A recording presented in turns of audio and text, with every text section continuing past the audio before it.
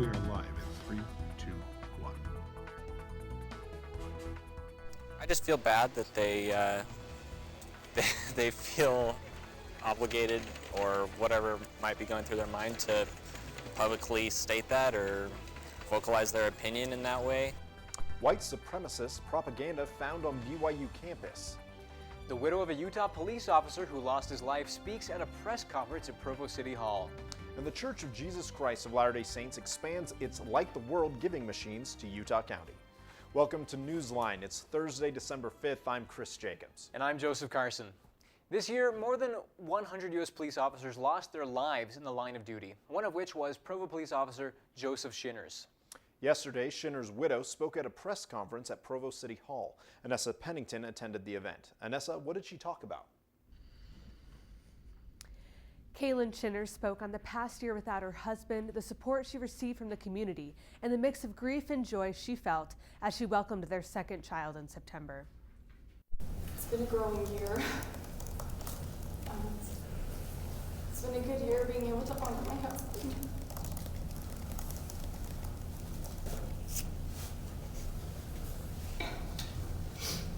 It's been a long year of missing him. 11 months ago, Kaylin Shinners became a widow. Her husband, Provo police officer Joseph Shinners, was shot and killed while pursuing a fugitive. Shinners was the first Provo police officer to die in the line of duty in more than 100 years. That night, a life was taken, but 3 days after her husband's funeral, Kaylin learned that life was also given. She was pregnant with their second child. It was so different than when I found out I was pregnant with Logan, which was like so much excitement, yay, we're pregnant. And that did come, but it came a lot later. 2-month-old Colton is a lot like his dad. He's patient, he has his nose, and he was born just a day after Officer Shinners would have turned 30. Kaylin has found strength in her family and friends, but also comfort in the support of her husband's fellow officers, or as she calls them, her blue family. She has also found strength in the company of other widows. We have all these funny little terms, our Widows Club, and we talk about how it's the most amazing club to be in, but the club nobody wants to be in. Once you're in it, it's full of all these amazing people, and you're grateful that they're there, and you just hope we're not adding any more members. Kaylin hopes to join the spouses of other fallen police officers in Washington, D.C. for National Police Week next May, when her husband's name will be added to a fallen officer's memorial wall. This Saturday, 2.5-year-old Logan Shinners and the son of fallen South Salt Lake officer will turn on the lights at the Provo's Christmas lighting ceremony. Provo City will also be holding a memorial concert in January to raise money to send the Shinners family and 40 Provo police officers to the Washington, D.C. Memorial. Tickets can be purchased at provo.io/Shinners Memorial Concert. Thanks, Anessa. During the holiday break, stickers and posters promoting white supremacist agenda were found on campus, according to a series of tweets from the university. NewsLine reporter Berto Sanchez looked into the story. According to a new Anti-Defamation League report, white supremacist propaganda is on the rise on college campuses and universities across the country. I just feel bad that they feel obligated or whatever might be going through their mind to publicly state that or vocalize their opinion in that way. And I feel bad for anyone who might be offended. During the 2018-2019 school year, ADL documented 313 cases of white supremacist propaganda on campuses, a 7% increase from the 292 recorded during the previous academic year. Students on campus vocalized their opinion on propaganda found at BYU. It doesn't really make me feel very good to know that someone, even if it was like a joke or something, that someone would think to do that, because I mean it completely goes against what we believe as a church and as a people. Brigham Young University stands with its supporting institution, the Church of Jesus Christ of Latter-day Saints, which states, white supremacist attitudes are morally wrong and sinful, and we condemn them. Church members who promote or pursue a white culture or white supremacy agenda are not in harmony with the teachings of the church. I think the people who don't support that or think that it's a joke should maybe reevaluate, their views on the gospel and their testimony. University Police is currently looking into the issue. We contacted them and declined any further comment. Reporting for NewsLine in Provo, I'm Berto Sanchez. The 3 puppies rescued in the Monte Cristo Mountains are headed to Montana to be adopted. The cute canines will be adopted through Great Pyrenees Rescue Montana. The rescue group is not accepting any more adoption applications due to the overwhelming response. The puppy's mother has yet to be located, and several groups are still searching for her. Hillcrest High School in Midvale is evacuated due to a gas leak. Students were sent home for the day Wednesday morning following discovery of the leak. The leak came from a natural gas tank and was triggered by use of heavy construction equipment. No injuries were reported from this leak, and according to Canyon School District, school operations will return to normal today. A man required medical attention after he was hit in the face by a drone in downtown Salt Lake City. It happened near the Temple Square Christmas lights display as the drone operator was attempting to land the drone on the sidewalk. Salt Lake City police have located the licensed drone operator, and they could face consequences from the Federal Aviation Administration. The lineup for the 2020 Sundance Film Festival has been announced.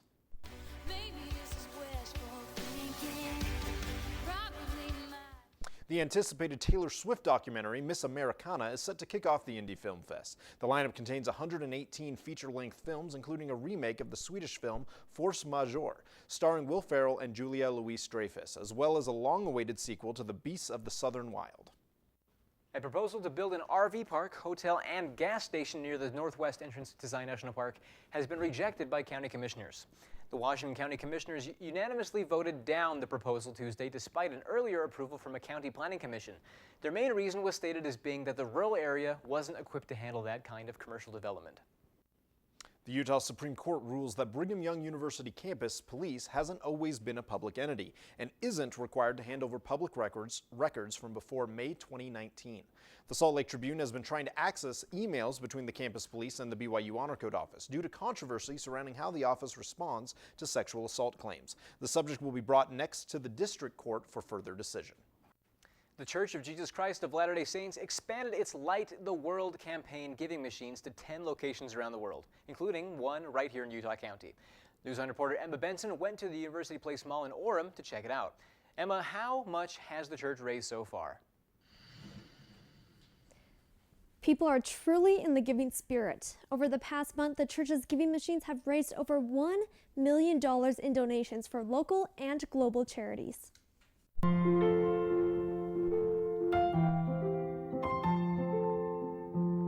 The Church of Jesus Christ of Latter-day Saints is inviting people around the world to give back this Christmas season.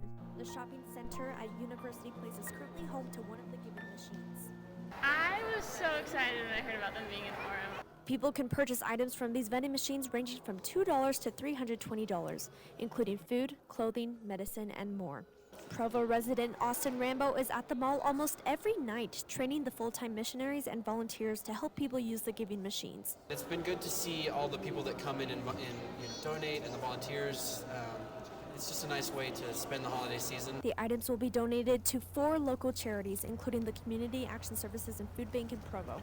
Community Action Executive Director Karen McCandless says the organization provides meals to around 40 families per day. These donations will make a significant impact. Thousands and thousands and thousands of meals are going to be provided to our friends and neighbors in the Utah Summit and Wasatch County communities. But regardless of how much they receive, she says the agency is grateful to be part of the church's initiative. I tell people, even if we didn't get a penny from the giving machines, just the awareness about our existence here in the community and people turning their hearts and over and looking at what can be done to help those who are poor in our community. That's exposure, that's invaluable. The giving machines in Orem will be open throughout the Christmas season. You can also donate to the local charities online at comeuntochrist.org/lighttheworld. Back to you. Thanks, Emma. The Salt Lake Temple will close for an estimated 4 years starting December 29th. And this week, the church released more details and renderings for the Salt Lake Temple and Temple Square renovations. NewsLine reporter Haley Davis has more. Haley? Yeah, there are really exciting changes happening to Temple Square as well as the Conference Center and the Visitor Center.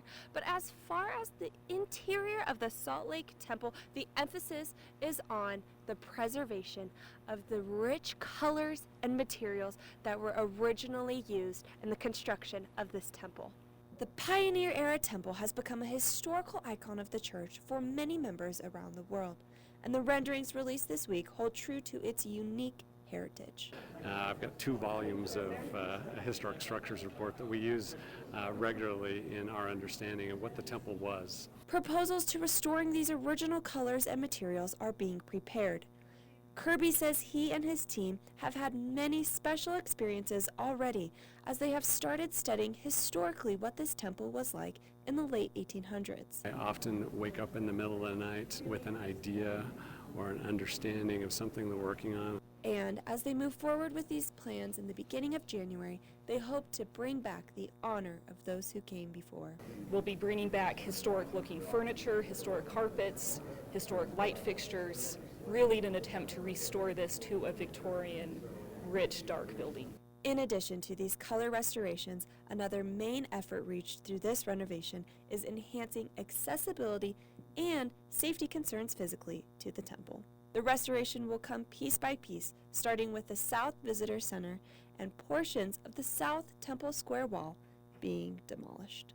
For updates on this project, you can check out the church's new website, templesquare.org, specific for this project. Reporting for NewsLine at Temple Square in Salt Lake, I'm Haley Davis. Thanks, Haley. With the holidays coming up and online shopping being more popular than ever, shoppers need to be careful when it comes to online shopping scams. The Utah Department of Public Safety shared 10 safety tips, including not using public Wi-Fi for purchases and being wary of links in unsolicited emails. The remainder of the tips can be found online at utah.gov. Colorful Christmas lights and festivities are popping up across Utah. And I did some research to find one of the best. It's a good use of public funds. That's what it is. Taxpayer money, hard at work. I'll tell you where I went and what makes their Christmas lights so special. Plus, inversion season is here. Coming up, I'll explain why the heavy haze is hanging around the Wasatch Front. And on social media, I'll show you reactions to the inversion and tell you which cities have the worst air quality. Yoeli Childs made his return to the court after finishing his NCAA suspension. We'll show you how he fared against the University of Utah last night.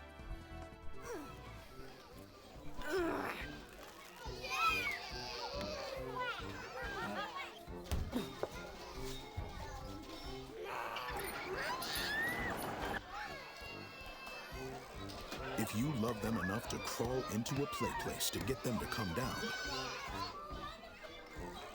then surely you'll check nhtsa.gov/the right seat to make sure they're in the right car seat. What to expect when you're expecting Like here. a teenager. Today, I'm going to show you how to teen-proof your home. First step, hide the car keys, preferably somewhere they would never look. Challenges will come up. Be ready for them. Hi, honey. I'm ready for the... Mom, you don't use mannequins in the mannequin challenge. You don't have to know it all to be a perfect parent. Thousands of teens in foster care will love you just the same. A colorful Christmas festival is lighting up the city of Salem once again. I went to the Salem Pond to check out the beautiful Pondtown Christmas exhibit. Let's take a look.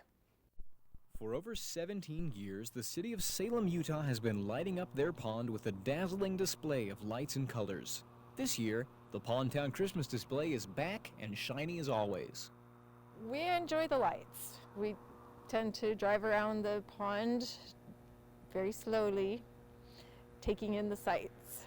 It isn't hard to see why this small town tradition keeps coming back year after year. If you ask a local, there are plenty of ways to take in the holiday scenery. There's a great walking path. You can walk around the pond. We have 2 bridges. You can walk over the bridges and cut across the pond. And it's all part of what makes Salem feel like home.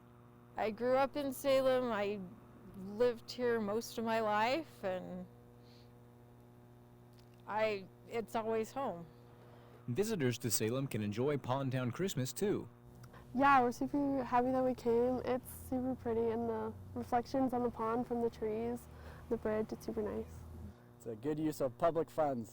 That's what it is. Taxpayer money, hard at work. Oh my gosh. The lights turn on each night from 5:30 to 11 p.m. They'll be up around the pond from now until January 1st. Reporting for NewsLine in Salem on a chilly, silent night, I'm Joseph Carson.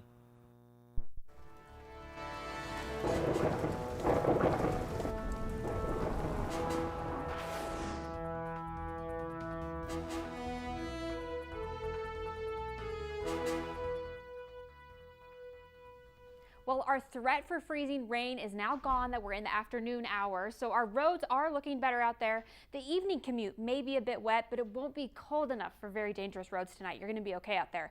We do have this pesky inversion that's just hanging out right now, and I want to show you why we get stuck with this nasty air for so long. Basically, warmer air rises up into our mountain elevation. It traps our cooler air down here in the valleys, and it traps pollution, dust, allergen particles, which makes it really hard to breathe for these people down here. That's us. The only way we can really clear this inversion may be with our next incoming storm. So I want to show you this on our radar. This is our storm that's hanging over us right here, right now. This is going to move its way out, and then this storm right here in the upper center is going to move its way in. Maybe Saturday night, Sunday, Monday is when we could see the heaviest part of this storm hit our Wasatch Front. Today, our temperatures, though, aren't looking too bad across the front. We're a little bit warmer than we will be as we go into the weekend. 35 in Logan today, very foggy up there, 39 in Salt Lake City, 40 in Provo, and then down there in St. George in those 50s. Our lows are in the 30s and upper 20s, so not too bad out there. Maybe a few snow sprinkles if you get cold enough up there. Down in southern Utah, though, you're going to have a nice day tomorrow, but then the rest of your weekend, it's going to be wet, rainy Saturday and Sunday. You're going to be at 55 degrees by Sunday. You'll cool down a little bit, but the sun will come back for you Monday and Tuesday. In northern Utah, though, we're going to be having a very wet weekend, so don't plan too much outside going on right now. Friday, Saturday, and Sunday, we're going to see rain, but we'll be cooler on Monday with maybe some snow. Then by Tuesday, that's when that last storm should clear out. So by then, we could see maybe that inversion is gone. But for now, if you're someone that's got trouble with that, you might want to take those precautions over the weekend. Maybe this week cold front will get it out, but we'll just have to keep our eye on it right now. I sure hope so. Yeah, inversion can end up building up. I remember like we had the fires last year, and they had a similar thing where Hard to just breathe. the smoke couldn't work out, Yeah, do it's anything here. like that. Well, it's the season of winter inversion, and people aren't too happy about it. Kenzie McGuire is here with how Utah residents are reacting to the state's poor air quality. But Kenzie, why is this inversion season so bad? Utah is reaching dangerous pollution levels as we hit the start of the inversion season. Inversion season starts from December through February, and it's making your clear skies gray. Utah's topography, winter weather, and high vehicle emissions make it highly susceptible for inversion. The Environmental Protection Agency reported 3 of the top 5 cities with the highest air quality index in the United States were in Utah: Salt Lake City, Tooele, and Provo. Prolonged inversions can lead to high levels of fine particle pollution. The Utah Department of Environmental Quality has set burn restrictions, and the Salt Lake International Airport has had its own hiccups as well. They posted on their Twitter yesterday saying that due to low visibility, about 24 flights were diverted to nearby airports, and they're still having some delays today. Now, this weather, like we were hearing about earlier, is going to cause a lot of problems for our air quality, and there are people like Ariana who were saying that when they go outside, they're going to make sure they have that inhaler, and they're going to be okay for this inversion season. Some people like Garrett are even going to the extreme of saying that they bought themselves a pollution mask to try to help with this air quality, saying that we're hitting levels almost as close to what you would get in New Delhi. And I'm really curious to see if we're going to be getting stylish masks like this hitting our Provo towns anytime soon.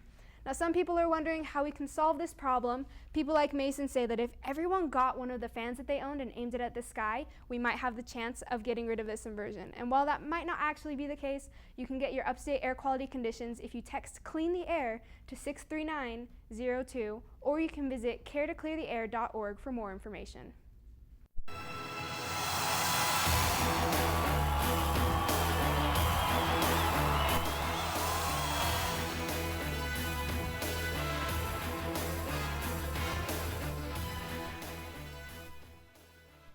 The excitement of Yoli Child's return to the court for the Cougars was squashed last night as they fell to the University of Utah 102-95 in overtime in Salt Lake.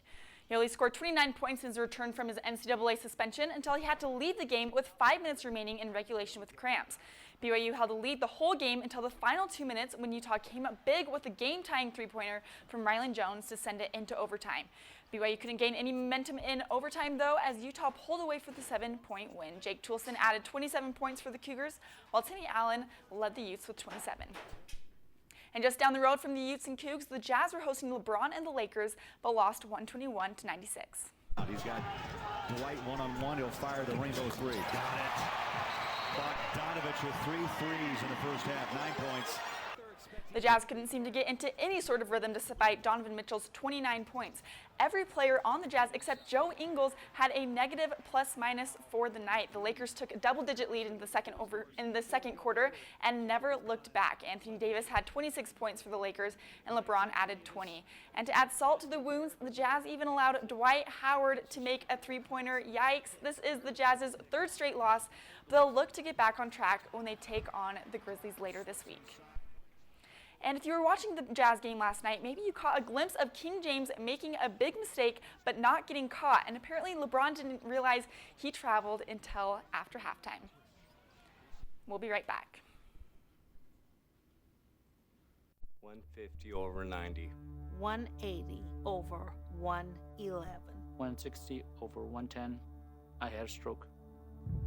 Your blood pressure numbers could change your life. Lowering them could save you from having a stroke.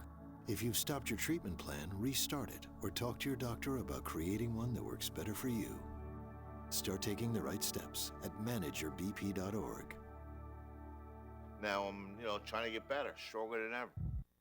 Sometimes the things we do or say can make others feel hurt, excluded, or isolated.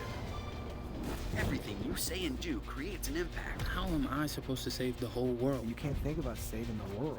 You have to think about saving one person. Because of you, someone's entire life can change. You don't have to be a superhero to have a positive impact. Friends?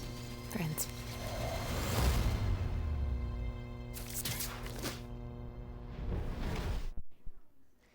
Say hello to the newest and cutest member of the NewsLine family. Our weatherman and reporter Berto Sanchez and his wife welcomed their son Mateus Alexander Neil Sanchez into the world last night just after 7 p.m. Mateus weighs 7 pounds, 6 ounces and is 19 and a half inches long. Mom, dad, and baby are all doing well. Congratulations, Berto. Oh my gosh. Cute baby. It's an adorable baby. Nothing better than that. Yeah. There's a lot of effort that goes into working in a newsroom. To succeed, it takes dedication, a strong work ethic, focus, and a sense of humor. Absolutely. Here's the blunders and mistakes we've made along the way. Have a laugh.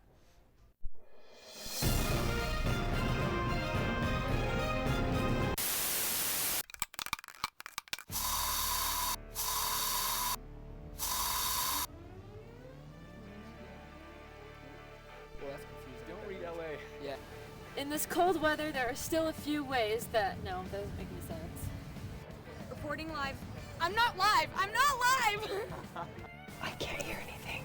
I can't hear anything. Reporting from the... let me start over. Graduates and those looking to... Okay.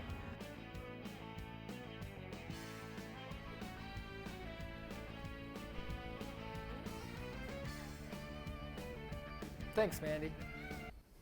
Turkeys. Gobble, gobble.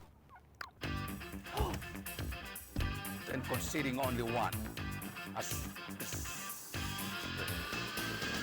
Blake, what's up, man? How you doing? Good. How's Good your to summer? see you. Good to see you, my man. Good to see you. How's it going? Good, Blake. How are you? Doing great. How's it going, Paul? Good, dude. How are you? Good. Going. Good, man. Welcome back. We missed you last week. Little fist bump, not 100%, but feeling better. Good, Blake. How are you? Doing good.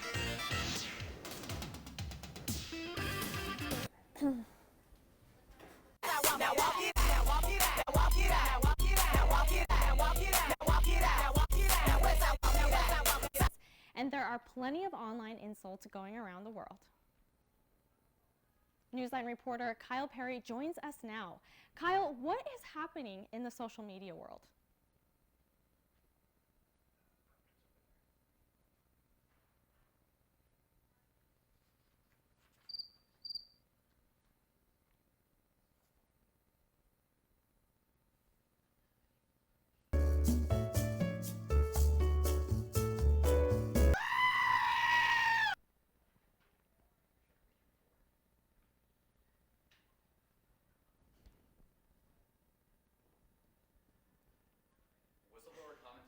Trump's You can hear a lot better than that if you come to the wall. Never mind, we're just going the first one. And despite how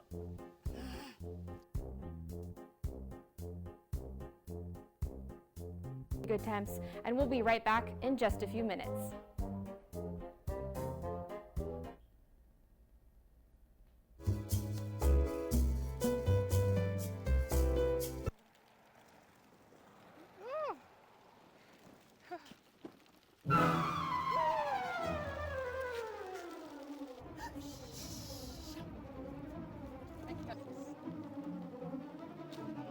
there's a bee.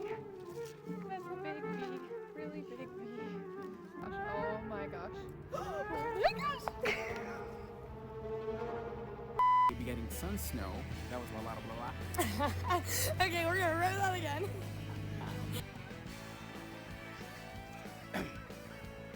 The ghost tour at the restaurant all year round. Interested people can schedule one. Measures, make sure you salt and... Right, as Millie Wong. Willy Wong. Willy Wonka. Handbook right now. I don't know how to do this. Reporting for NewsLine at the Polymer by the...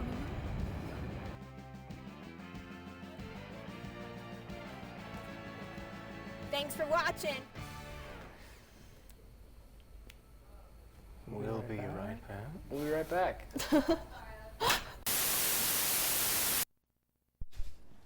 Oh, that is so funny. Good times in the newsroom. Thanks so much for joining us today for NewsLine. And this semester. Have a great day.